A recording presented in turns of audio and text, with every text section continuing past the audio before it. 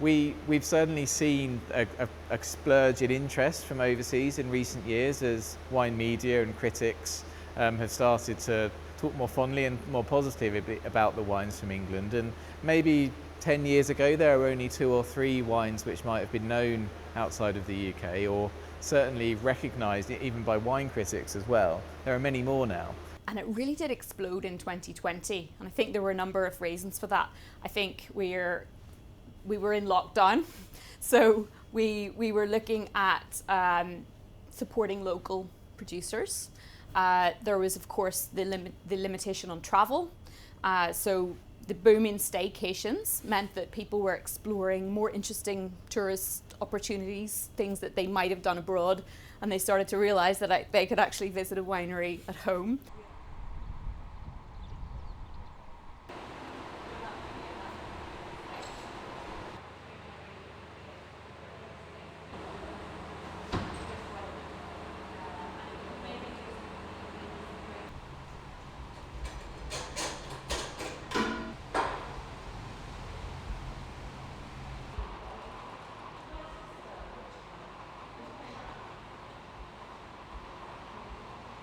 The sparkling wine that English sparkling wine resembles most closely is champagne.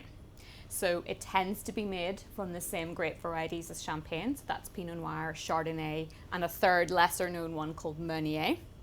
It is made usually in the same method as champagne, which is known in winemaking terms as the traditional method, which means that the wine undergoes a second fermentation in bottle. The bubbles get trapped, and then the wine has the opportunity to spend some time aging on the yeast, which gives it that lovely biscuity, brioche-y character. Champagnes tend to have that sort of lovely toasty richness that comes from maybe a slightly warmer climate, and kind of wines which are maybe slightly more generous in that fruit kind of offering. English wines have a much more sort of steely citrus backbone to them.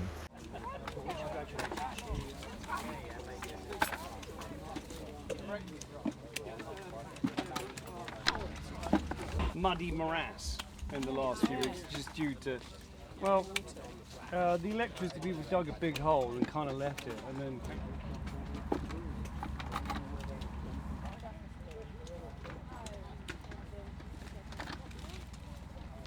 I think generally, you know, when you're in one spot and you're on one piece of ground for that many years, you do start to know where the problems will occur when they occur. So we know where we might start to see a little bit of disease creep in, and we know where we will have issues with frost and things like that. So every year that goes on, we just get to learn more and more about the site and what we can expect from it.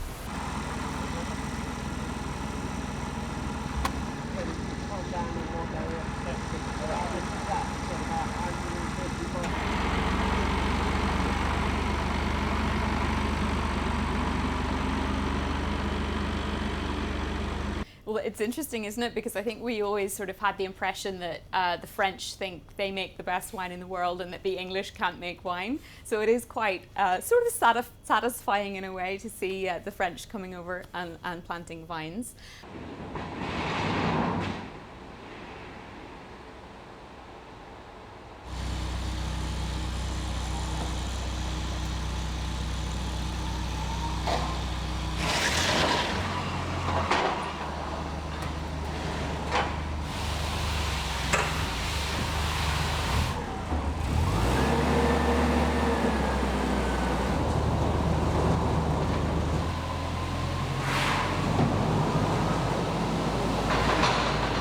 During the growing season of the vine, the average temperatures in the south of England are approximately the same as what they would have been several decades ago in Champagne.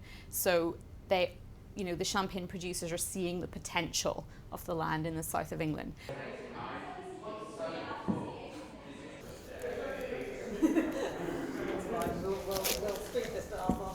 That's fine.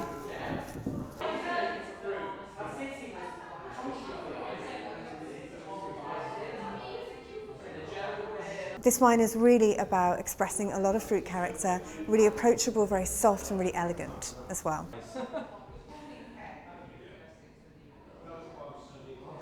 I really think it's amazing to see what's happened in the English wine industry in the last 5 or 10 years in terms of investment, but also in terms of the amount of really passionate, dedicated wine growers, wine makers who are entering the industry, and to see the breadth of styles that are being produced in the UK now versus really only 5 years ago is fantastic. So I think there's great things ahead for the industry.